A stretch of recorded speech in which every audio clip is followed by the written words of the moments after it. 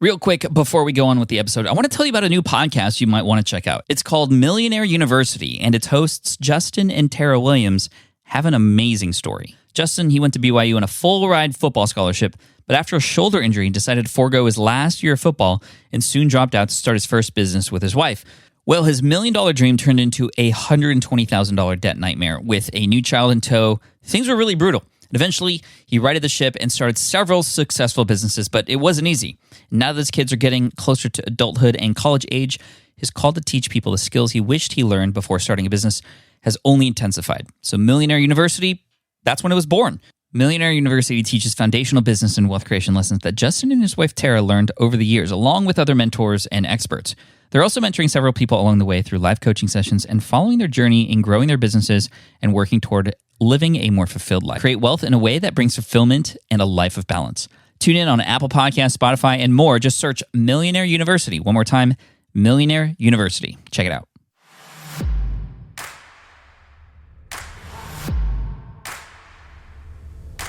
By early 2013, we had arrived. Flipping 100 houses a year, pretty much on autopilot with systems that allowed us to only work a few hours a week and make a healthy 7-figure net income. How could life get any better? The world was our oyster. It hadn't been easy, but all the hard work had finally paid off.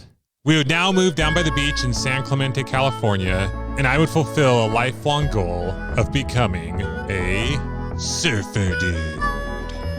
Well, as fate would have it, becoming a professional surfer was a little bit harder than I had expected. And within a few months, I was bored, feeling unfulfilled, and knew I needed to do something else with my life. The problem is, I had no idea what that thing would be. I was talking to my brother, Derek, one day, and he told me about this newish thing that he had discovered called podcasts. Didn't really sound like my thing, so I kind of blew it off at first, but then the thought occurred to me, I wonder if there are any podcasts that talk about different kinds of businesses that you could start. So I did a Google search, business podcasts. And the first thing that came up was this podcast called Entrepreneur on Fire with this guy named John Dumas. I quickly realized that this guy interviewed a different business owner every single day. What? I pretty much assumed that it would be pretty salesy and spammy because that's what the internet was, right? Well, I couldn't have been more wrong. John's first interview was with this guy named Pat Flynn of Smart Passive Income. I was immediately smitten. So I then went and checked out Pat Flynn's blog and his podcast and probably spent about 60 to 70 hours over the next week consuming everything he had. I was blown away. I could not believe that there was this kind of information out there, these kinds of people that were sharing this kind of information in this much detail. Sleeping became a burden. I would sleep for a few hours and then I would wake up at 1 o'clock and I just had to get more. Well, to make a long story short, Pat is a big part of the reason why I started my initial business, House Flipping HQ, and is someone that I've really followed along the years and gotten a ton of value out of. So recently, as we've been promoting and growing the Millionaire University podcast, I reached out to Team SPI to see if they would be open to us being a sponsor of the show. The truth is, I felt like I owed Pat money anyway for all the free content I've gotten over the years, so writing him a check for a few grand to have him promote our show on his show was a no-brainer. I had been working with David Grabowski, who's the senior producer for Team SPI, on coming up with the ad spot for the SPI podcast. And I reached out to him and I said, hey, I would love to feature one of Pat's episodes in the Millionaire University podcast. They graciously accepted that offer, and that is what we have for you today. But wait, there's more. Not only did we get Pat Flynn, but the episode that David sent me was one that I'd recently listened to when I was at the gym, of course, where Pat interviews another amazing entrepreneur, Steve Chou of mywifequitherjob.com. These are two entrepreneurs that I've really grown to respect over the years, not only for the business success they've had, but even more importantly, and how they've managed to put their family first while starting and growing their business. In fact, Steve recently published a book called The Family First Entrepreneur. And that's what this episode is centered around. Ladies and gentlemen, without any further ado, I give you the ones, the onlys, Pat Flynn and Steve Chou. You know, we often feel like we have to choose one over the other with our time sometimes. What inspired you to just put your head down and write this book? You know, I wrote this book because I've just realized, at least for me, that 99% of the entrepreneurship advice out there doesn't apply to me. Right? Think about it this way. Most of the entrepreneurship advice you see out there is given by single guys who don't have any responsibilities whatsoever. And that just was not representative of me. And I would say it's not representative of a lot of people, right? So most of the advice you see out there is you got to work 80-hour weeks. You got to hustle like crazy just to make anything successful. But you can, in fact, create a really good business as you have, Pat, and still have lots of time for family. And you certainly do not have to work 80 hours a week. For sure. That's a really important message. I remember when I started business, you know, it was Tim Ferriss was the main voice, and a lot of people who were jet setters and travel moguls, and that kind of lifestyle is not normal. And if you have a family, it's just like, well, I can't do that. I don't have that time. I got responsibilities. I have a career. I have a family. I've got kids, and with kids, it's like you never know when you're going to have time. And so I think I know the answer to this question, but for people with families who are busy, who don't have a lot of time, is it even possible to still be an entrepreneur? You know, it was a struggle for me. I mean, the answer, of course, is yes. But for me, just to be straight up, my ego always got in the way. So when we first started our business, in case your listeners don't know who I am, we started because my wife wanted to quit her job in order to stay at home with our first child. And where we live in the Silicon Valley, you pretty much need 2 incomes to get a good house and a good school district. So when she told me she was going to quit, I was 100% on board, but we needed to find something else. So we started that business because of family. But what ended up happening is we hit 6 figures in profit in our first year, and it's just started growing. And I got all excited. I got carried away, and I kept wanting to grow it every single year. And so we'd set these income goals, and then we'd hit them. And then we'd move the goalpost the next year. And we were selling handkerchiefs at the time. And it just got very overwhelming. And it got overwhelming because I wanted to hit 7 figures no matter what. Meanwhile, I didn't even realize that I was alienating my wife and I wasn't seeing my family as much. And I kind of lost track of the whole reason why I started the business in the first place. Wow. The answer is yes, but you have to be very deliberate about how you start your business and how you run it. For many people listening, you might be like, first of all, hold up, Steve. 6 figures from selling handkerchiefs. I know that to be true, and you've told the story here before, so we're not going to dive into that here. We'll reference that episode number at the end for everybody. But even more important than that is, why 7 figures? What was driving you to that mark? The main reason was because I was in mastermind groups with a lot of different business owners that were killing it. And when you hang out with people like that, you want to do the same. You know, I just wanted it for my ego, really. Did those people have families too? Those people did not have families. But here's what I've discovered, and maybe you can share with me your experiences also. Some of these mastermind groups I was in where people were, like there's this one guy in my group who hit like $2 million in 6 months. And he actually came on my podcast. I interviewed him, and it was a great episode. We talked about, you know, how he did and everything. As soon as we hit stop on the record button, though, I was like, how miserable was that? And he's like, man, that was the most stressful year of my life. We had to grow. Everything was out of control. We had to hire so much. And I'd never been more stressed in my entire life. And you don't actually get to hear those stories because that's not what's sensationalistic, you know, for podcast. I mean, I wish I had that part of the recording, but I'm pretty sure that that person did not want that part of the recording to go live because the topic was, how did you hit $2 million in 6 months? But that's actually more common than you think. So correct me if I'm wrong, in these mastermind groups, especially typically it's with a lot of people who are all about the business, and that's all the conversation is about. It's not a holistic conversation about life. It's just business, numbers, marketing, growth. Are you still in those groups, or how have those groups evolved over time since you've learned from those mistakes? Yeah, I've been in and out of groups, and maybe you have too. I tend to stick with the ones that kind of fall in line with my values. That particular one that I was just talking about was just all about business. Here's the other thing I've actually found also is that a lot of people go for revenue because that's the vanity number, right? I had a buddy who was doing very well. He was making 6 figures and his revenue was like 300 or 400,000, but he was doing a solid 6 figures. He really wanted to hit the 7 figure mark, and I could relate to that.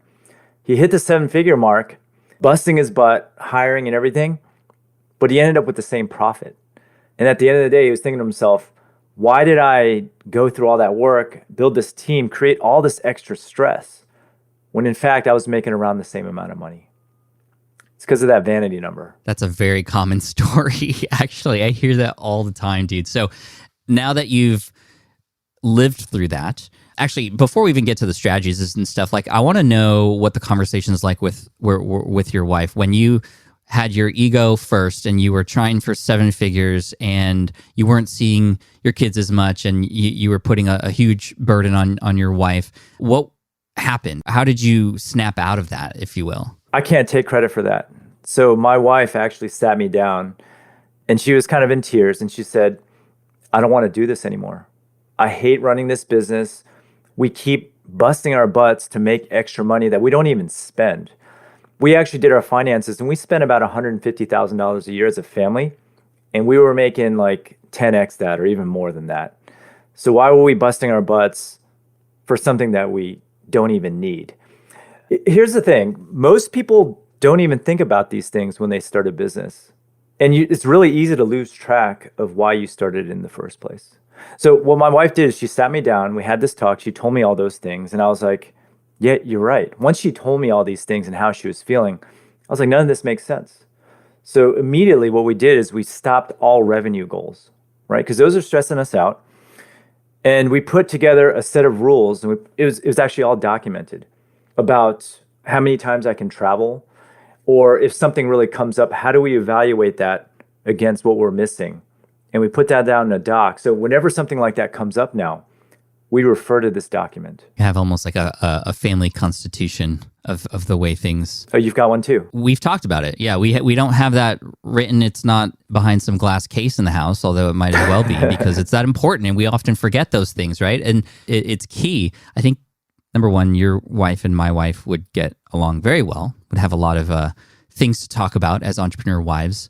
Number two, those conversations don't, it doesn't have to get to that point of breakage, right? And I know this is the purpose of the book, is to get ahead on this for people. So what's the advice for the brand new entrepreneur who has a family or is going to start a family soon? Maybe there's even a baby on the way, but they have these goals of grandeur with business. And what's the approach do we take? How do we settle now before things break and become unsettled later? Is your audience familiar with the 4 burners theory at all?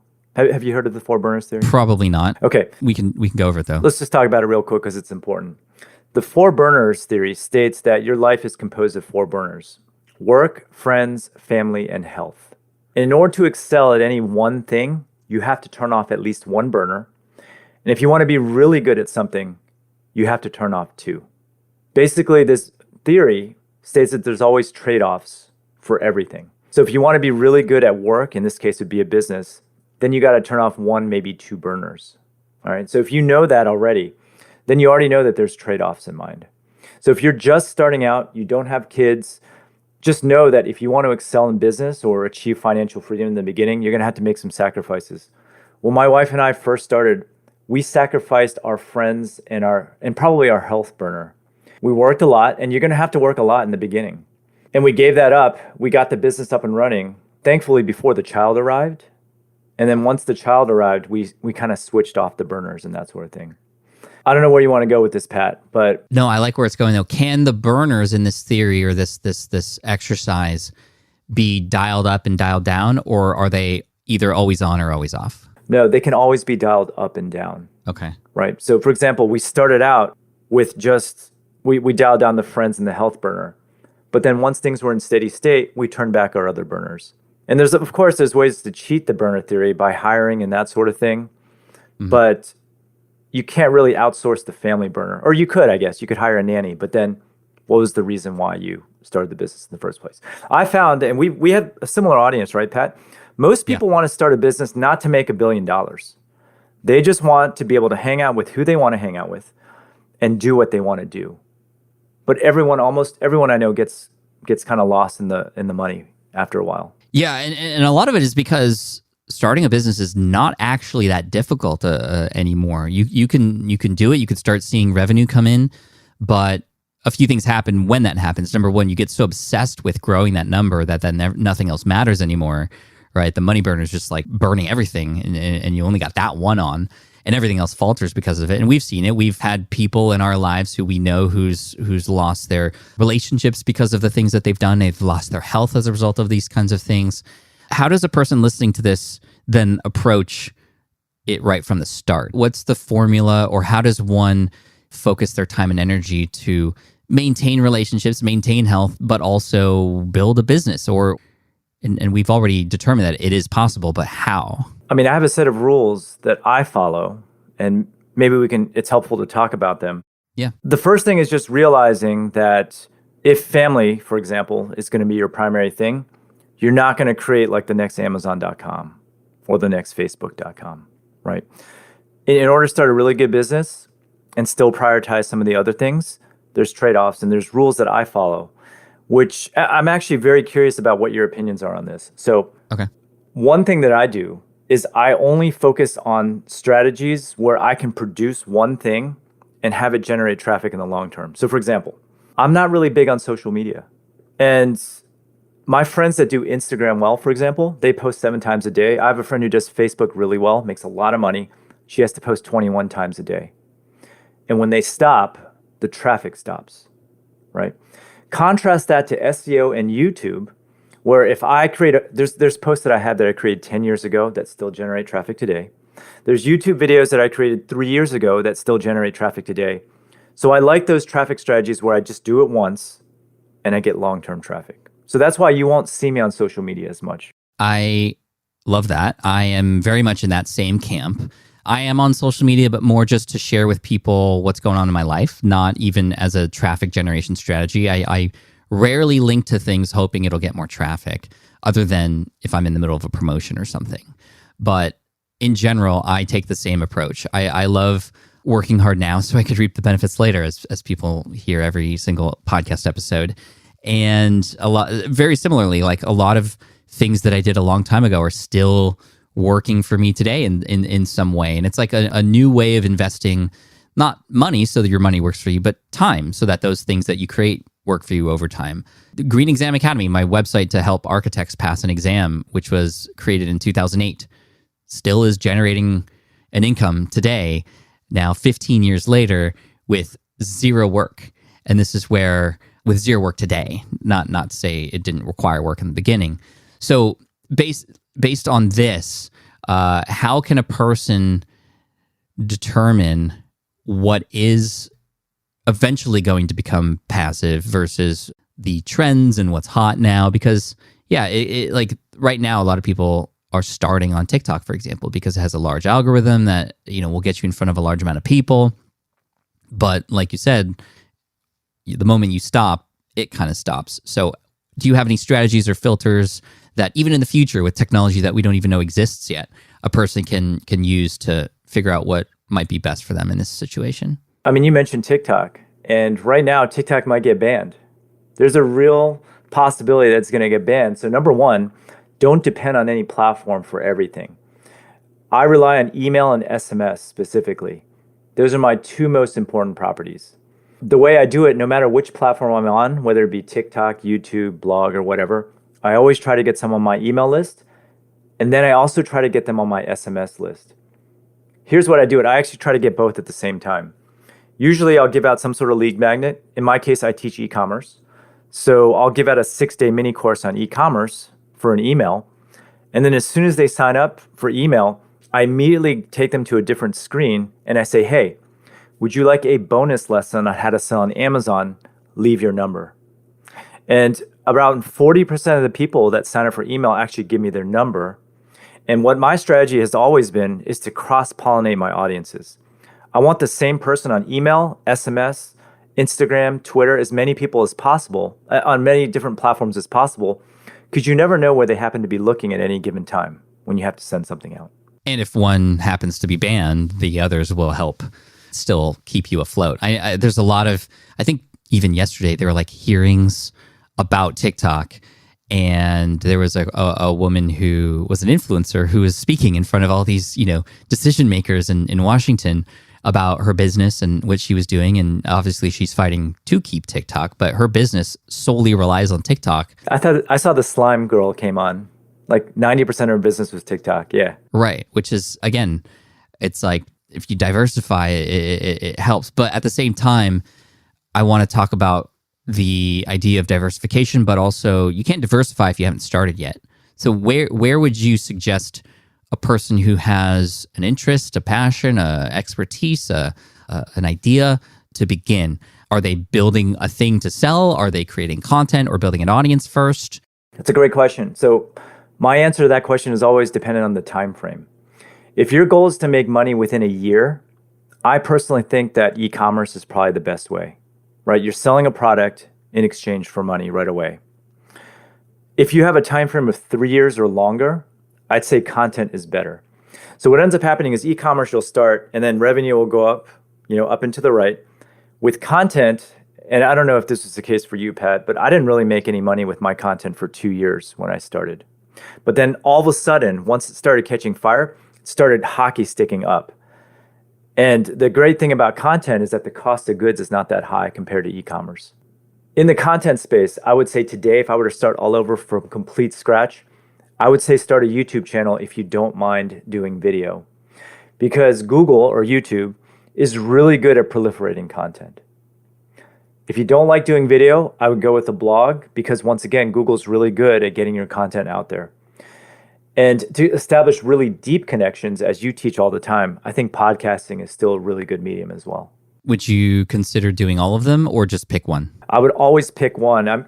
Here's what we didn't actually discuss. The trade-offs of starting a business, for me at least, was always ego. I see all these people doing really well, and I know I'm making this trade-off for family, and I'm seeing all these other people get ahead, and I want to do those things. I belong to this group from Stanford. It's called the Mayfield Fellows Group, and that group was all about starting, venture-backed startups. And every year there's this retreat, and I go there, and everyone's talking about their $1 million exits. Like Kevin Systrom is in that group of Instagram. Everyone's going around what they accomplished, and I'm sitting here going, yeah, I'm still selling handkerchiefs and whatnot. It hurts my ego, right? So the way I counteract that is I just work on one thing every single year. So this year, obviously, is the launch of my book. Last year, it was YouTube. The year before that, I think it was TikTok. The year before that, it was ads. And so I just focus on one thing. Like if you try to do everything, you're not going to be good at anything. But if you can focus on one thing for an extended period of time, have all the systems in place before you move on, that's the way I like to operate. Last year was YouTube. I know this because you and I have had some celebratory moments. Every time we both sort of hit a milestone, we like share that with each other. I know your channel's been growing. What are the biggest things you learned by focusing on YouTube? And if a person were listening and they were interested in going down that route, give them some tips if you can. Yeah. YouTube is fantastic because people can see you and listen to you at the same time. It's much more deep than I would say like a blog or even a podcast. I would say my tips for YouTube, and I know you just gave a webinar on it, right? So yeah. And you're kicking butt on it. My channel is different from Pat's. It's probably more like your SPI channel, I would say. I always try to deliver content that other people would pay for, and I try to keep it very concise. And I hook them in right in the beginning, so they want to learn what they want to learn, and then I just teach along the way. And what's nice about YouTube also is that you can add little elements of your personality, which you can't really do in a blog if you want to rank in search. Very true. And then I always end by saying, hey, now that I've taught you this skill, make sure you watch this video next. And then I expand upon that. And the idea is you want to keep people on YouTube for as long as possible watching all of your videos. Yes. And then, of course, there's titles and thumbnails. You want to make sure to be a little clickbaity and get people to actually click and watch that video. But you do those two things that I tell you, and your channel will start taking off, guaranteed. So where does your channel start when you decided to focus on YouTube, and where is it now? I started 3 years ago. Before, I was just using YouTube as video storage, really. Right. I'd have like a lead magnet, and I just point people over there. I wasn't really doing anything with it. And 3 years later, I'm at 200K subs. And that channel makes over $35,000 a month just on AdSense alone. And it's now the number 2 driver of email subs for my platform as well. It's been fantastic. How are you collecting emails from YouTube when the goal is to keep people on YouTube? So what I do is I give a really good tip, and then I say, hey, by the way, if you enjoyed that last tip, sign up for my free 6-day mini course below. And to me, that's something that I don't know if it's hurting the channel or not, but it doesn't seem to be. People sign up and it hasn't really hurt. Do you do anything similar with yours? Well, on Deep Pocket Monster, no, but on the Pat Flynn channel, of course. I mean, we have our all access pass and the courses that we promote, and there's a balance there that has to be had. But yes, maybe you get a few people leaving YouTube, which decreases the reach a little bit. But at the same time, if you know you're converting them, then it's worth the trade-off. So that's always a tough question to answer. So I appreciate your insight on that. I think it's important to do it in the middle of the video, because if they do it, they'll probably come back and watch the rest of it, especially if you do it after one really good tip that you're giving that really impresses them. You're delivering value first. You have an ask, which is actually to give more value to them, especially if you've piqued their interest. And I like that, putting it in the middle of the video. That's great. The book has become your latest focus. Correct. Tell me about that. This is your first book that you've published? My first book. That's correct. How was the experience for you? I vastly underestimated the work. How long did you think it was going to take? I thought it was going to be a year-long project. Instead, it's been 3. Oh my gosh. And you have what, 4 books? I have 3 under my belt, 1 in the works right now. And this book is my first traditional published book. So this is new in that regard for me. But I still come across the same experience of, some good days, some bad days of writing, some really good moments and great stories that I didn't even know I had in me. And then other days where I'm just regurgitating the same thing I've always said. So it's definitely a journey. What helped you the most when putting this thing together? I think the number one thing that I did that was the best decision I made was getting some help. So I'm using Jeff Goins. I have like 1,000 blog posts, and he really helped me kind of compile all those into something really cohesive and help fill in the blanks. And Jeff Goins is a best-selling author, and he's gone through this many times. And just having access to his network, his skills, I wouldn't have been able to publish this book without him, for sure. It's traditionally published? Traditionally published, yeah. And that process in itself was pretty extensive, yeah. It is. I mean, a proposal and just like you've got to like sell yourself and all those kinds of things. Who did you end up publishing with? HarperCollins. In fact, the editor is the same one that does Gary Vee's books, so I was really happy with that. Congratulations, dude. That is huge. Thanks. Yeah, appreciate it. And Jeff is great. He's helping me on my book as well. I don't know if you knew that. Yeah, I did. He told me. Yeah. Okay. So we'll see who he cared about more. No, I'm just kidding. I broke him in for you. Yeah, that's true. Thank you. No, Jeff is great. And, I can't agree more with just like when you have a goal like this, like get help from people who know what they're doing and what they're talking about, right? And that goes back to my question earlier. If you're just starting a business, like go find help from a person who you trust and who's doing the same things you are. No matter what it is you want to do, like find a person who's done it. Somebody has done it before you and has made all those mistakes before. But with a book, I mean, I have to give credit to Azul Terrones, who was my coach on my first book, Will It Fly? And then working with Jeff on this one to be a little bit more hands-on with the process with me has been really amazing. So what is your goal with the book? Like how, and tell me, how are you marketing it? I'm always curious about that. Maybe I can borrow some strategies from you. The goal with the book, really, it was a bucket list item for me. I've always wanted to do one. And then I've always wanted to walk my kids through the bookstore and show them the book. But here's another reason why. I've been blogging now for, good Lord, like over 12 years. My mom has never read a single post. But now that I told her that I'm traditionally publishing this book, she's got all excited. I can't, and she's excited to read it and whatnot. It doesn't make any sense to me. Oh my gosh. I am, that's just very traditional way of thinking, right? Even though you've put out some of the most helpful blog posts that have literally served thousands of people and helped people make millions of dollars, it's not real. You're not a real author yet until you have a book. So that's cool. Doing it for family, walking your kids through the bookstore is an amazing experience. I hope you film that. I filmed that first experience for me when Will It Fly was in the stores, and I'll always remember it. And then let's talk about the person who has started a business. They picked up your book. They've gotten the motivation to do it. What in the book helps a person after the business does start to grow, after those new opportunities arise that have never arisen before, how are you helping a person filter through what might be the next steps so that they still remain a family-first entrepreneur? Yeah, so we already kind of talked about one, which was looking at long-term strategies versus short-term. I also talk a lot about profit and not revenue. Let me just give you an example here. Black Friday, most people launch these killer sales, right? It's just a thing. People do it. But what most people don't think about is how much those sales are actually costing. Let's throw some numbers in the mix. I usually don't like to do public math, but let's just see if we can do this. Okay, let's do it. Let's say you sell You're a from product. Stanford, you're fine. What's that? Yeah. I said you're from Stanford, you're fine. If Well, not, you're from Cal, I'll you say should be okay. Cal's better. Let's say you sell something for $100, right? Okay. Physical product, and it costs you $50 to make. So for every item that you sell, you're making $50. Let's say in a typical day, you sell 100 of these things. So you make $5,000 a day. All right, so now Black Friday rolls around. Everyone's launching sales, and you're like, okay, let's issue a 25% off coupon. Okay, so 25% off coupon, which means that you're selling it for $75, it costs you $50, so you're making $25 in profit per sale. All of a sudden, in order to make that same $5,000, you now need to sell 200 units. So that 25% off, now you need to sell double just to break even. So it's important to note that the numbers are not linear. Yeah, wow. 25% off means you need to sell 2x the number of items. Most people don't think like that.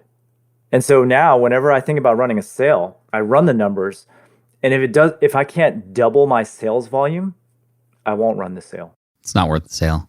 Just so you can, sell more volume, and then you run out of inventory, and then you got to like add more, and just all the things start to go. So what's the lesson here? Know your numbers, essentially. Know your numbers and focus on the profit, not the revenue. Here's another example. Let's flip it a little bit. Typical e-commerce business. Let's just say, like, if you look at the stats, it's like 10% net revenue, right? Let's say you're selling something for $100. If you were to raise the price 1%, you'd be selling something for $101, right? Originally, when you were selling it for $100, assuming a 10% net profit, you're making a $10 profit per sale. By increasing your prices by 1% or $1, you are actually increasing your profit by 10%.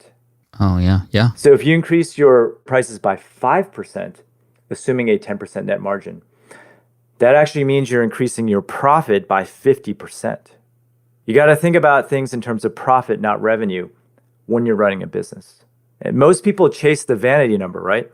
Just like I was. I was trying to get to 7 figures, no matter what, because I wanted to tell everyone that I had a 7-figure business without realizing that I was actually destroying my profit at the same time. How do you help the entrepreneur who, in order to save time, hires people, who's never worked with people before? I know this is a very common thing, especially for family-based entrepreneurs. It's, hey, I'm going to hire other people to do that for me so that I can spend more time with family. But what ends up happening often is the management of those people end up taking more time than if you were to do those things yourself. Thus, you actually even might have even less time with the family because of all these people things that are now involved.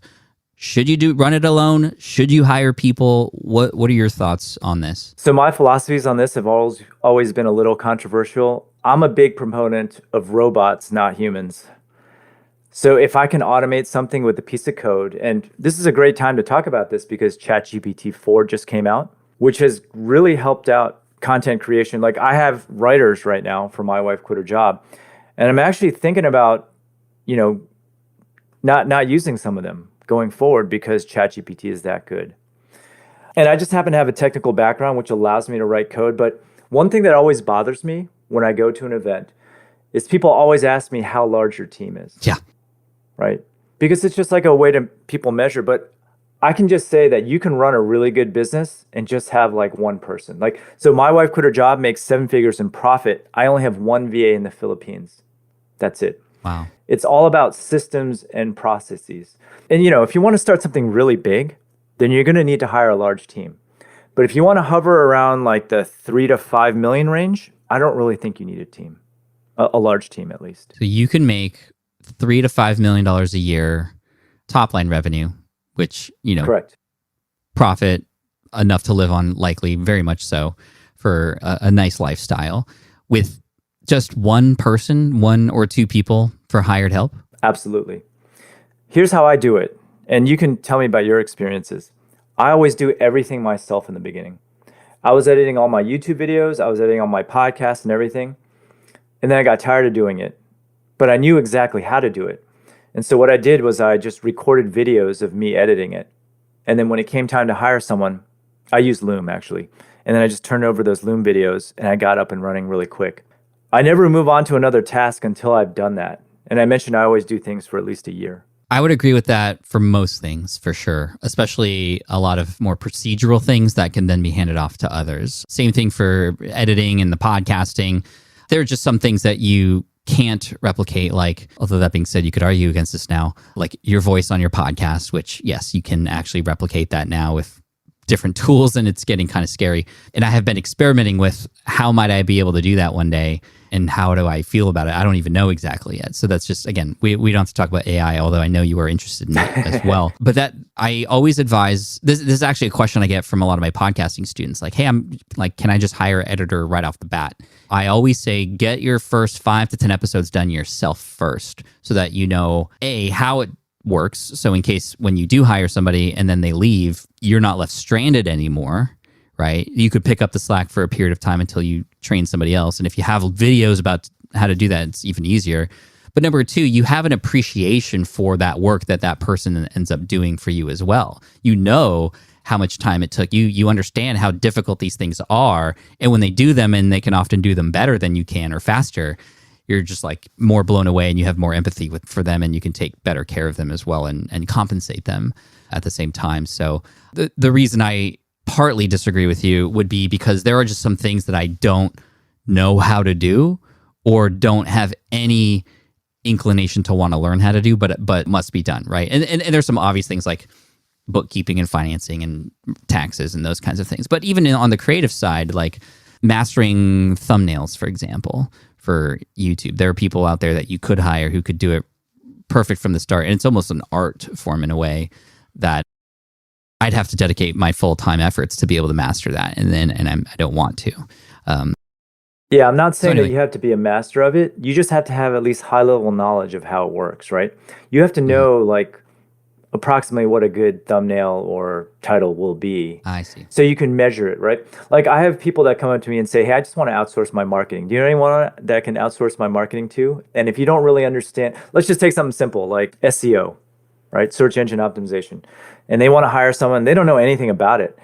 And when you don't know anything about it, you don't even know if the agency is doing a good job or not. So you have to actually have high-level knowledge before you outsource something. That's true too. And don't outsource blind is what I'm saying. No, that's a perfect piece of advice, especially for the beginner. I can imagine a scenario with SEO where a person's just like, I just want my pages ranking higher.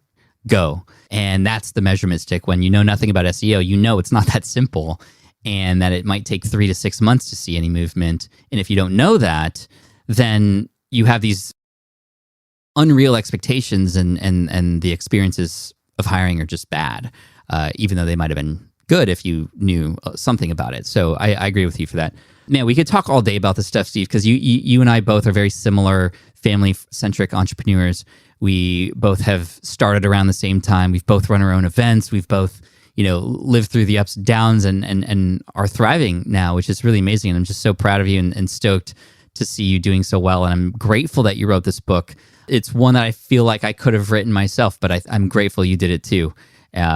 Well, you're in it, so I am sharing your experiences too. That is true. Go pick up the book. Everyone listening, Pat was very gracious enough to record a session about his thoughts on family first entrepreneurship, and that's actually in the book as well. And speaking of that, where can people go to grab it? I think the best place to go is thefamilyfirstentrepreneur.com, because I have a lot of bonuses. And you asked me like how I'm marketing the book a while back, and I always like to over deliver. So when you sign up, I'm actually giving away a 3-day workshop on how to get started in e-commerce with print on demand. And the reason why I chose print on demand is because it's a gateway drug to a larger e-commerce business. Probably not going to make life-changing money with print on demand, but it'll get your toes in the water, and you'll make some money without hardly any upfront cost. And if you like it, you can then go on and try other things. Thefamilyfirstentrepreneur.com, you said? Thefamilyfirstentrepreneur.com. Okay. I wish I chose a different domain in retrospect, because entrepreneur is kind of hard to spell. I always screw it up. That's right. We'll link to it in the show notes for you. Second bonus is I'm giving out a 2-day content workshop on how to make money with YouTube, blogging, and podcasting. And again, it just depends on what your time frame for revenue is. If you have a longer time frame and you're more content inclined, it's a perfect starter. And I'm also doing the 6-week, what I call the 6-week Family First Challenge, where in the Facebook group, I'm actually going to go in and help you figure out what your side hustle is going to be. I'll be in there giving presentations every single week for 6 weeks and basically helping you out interactively. Nice, man. I like it, dude. That's cool. You got options for everybody. So go ahead and go there now, thefamilyfirstentrepreneur.com. Use your spell checker if you need to. And dude, I appreciate you. This is so much fun. What's the YouTube channel, by the way? I know you're putting a lot of time and effort in there in case people want to get some dosage. The YouTube channel it's the My Wife Quit Her Job YouTube channel. It's very creative. I love it. It's the same name as all my other stuff. Yeah. When I first heard about that brand name, I was like, it was so different, and it's just, it makes sense. It's like, well, that's a weird domain name. That's a weird business or brand, but it actually does speak to the family first part of it, right? It's like, this is why you got into this in the first place, and maybe you had forgotten that for a while, and here you are now writing the book of all the things that you've learned and put into it to get back to the family first aspect of it and to help all of us out in the same regard. So I appreciate you for that, Steve. Thank you so much for coming on the show today, my friend, and I look forward to hanging out with you soon, hopefully, and go Dubs. Thanks for having me. Let's give it up for Pat Flynn and Steve Chou.